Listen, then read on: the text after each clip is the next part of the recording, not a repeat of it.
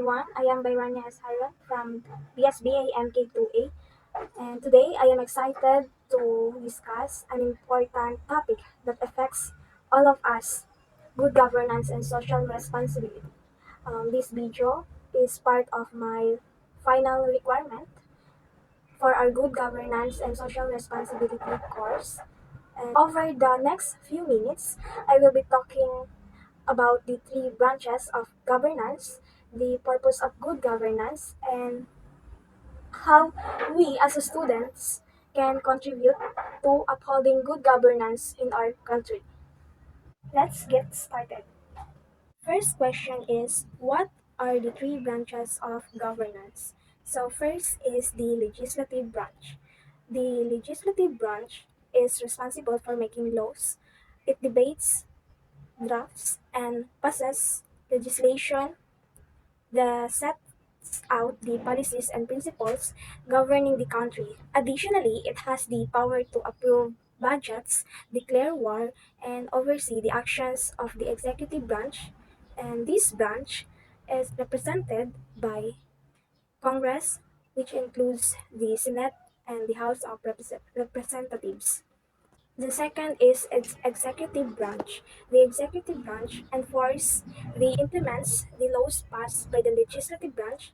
It manages the day-to-day operation of the federal government, conducts foreign policy, and serves as commander-in-chief of the armed force.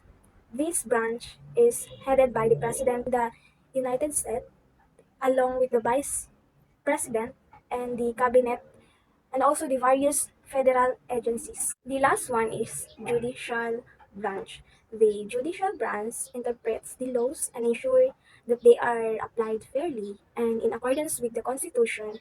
It resolves disputes, determines the laws, and protects individual rights by ensuring the laws do not violate constitutionally principles. This branch is comprised of the court system, with the Supreme Court being the highest authority in the United States judicial system. Second question, what is the purpose of good governance? So the purpose of good governance is to ensure that the government processes and institutions operate efficiently, transparently, and equitably, serving the best interests of all citizens. It fosters accountability, transparency, rule of law, and responsiveness, ensuring that officials and institutions are answerable to the public and that laws are applied fairly. Good governance also promotes inclusiveness, effectiveness, and participation, allowing all individuals to contribute to decision-making process and ensuring resources are used efficiently to meet social needs. Ultimately, it builds public trust, of course, and to enhance quality of life and support sustainability, development, and social justice.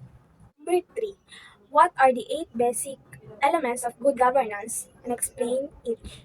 So the eight basic elements of good governance are: first, the accountability. This refers to the responsibility of government officials and institutions to answer for their actions and decisions. It involves transparency in decision-making process, clear assignment of rules and responsibility, and mechanism of for oversight and review. Second is transparency. Transparency ensures that information is readily available to the public, enabling citizens to access government decision processes and data. It involves opens in government operations, public disclosure of information, and effective communication with stakeholders. Then number three is a rule of law. So the rule of law is signifies that laws are applied uniformly and fairly to all individuals and entities within a society. So it requires an independent judiciary, adherence to legal principles, protection of human rights, and also due process in legal proceedings.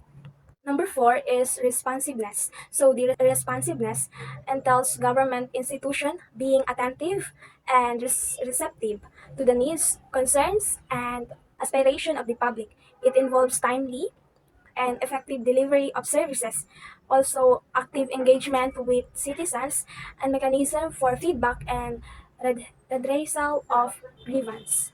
Number five, equity and inclusiveness. Equity and inclusiveness ensure that all individuals, irrespective of their background or status, have fair opportunities to participate in decision-making process and access government services and resources. It involves promoting social justice, addressing disparities, and protecting the rights of marginalized and vulnerable groups. Number six is effectiveness and efficiency. So, the effectiveness and efficiency in governance mean achieving desired outcomes with optimal use of resources. It involves strategic planning, performance measurement, effective implementation of policy and programs, and also the continuous improvement in government operations. Number seven, um, participation. So the participation is encouraged active involvement of citizens in governance processes, allowing them to contribute to decision making, policy, formulation, and implementation. So it involves fostering a culture of civic engagement. So providing platforms for public participation and ensuring the diverse voices are heard and valued. Number eight, the last one is the consensus oriented. So the consensus oriented governance seeks to build broad agreements and common understanding among stakeholders on matters of public interest. So it involves negotiation, compromise, and collaboration to find solutions that are acceptable and beneficial to all parties involved.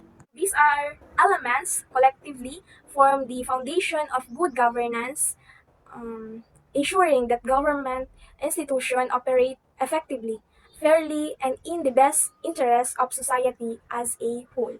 Okay, the last question is, as a student, how can you contribute to upholding good governance in our country?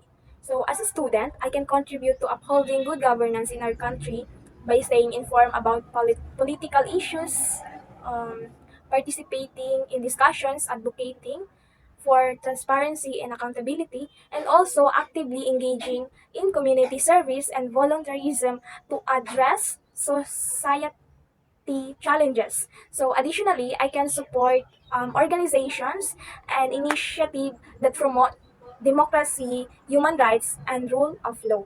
So that's all. Thank you for watching. I hope you enjoy and you learn a lot. Bye.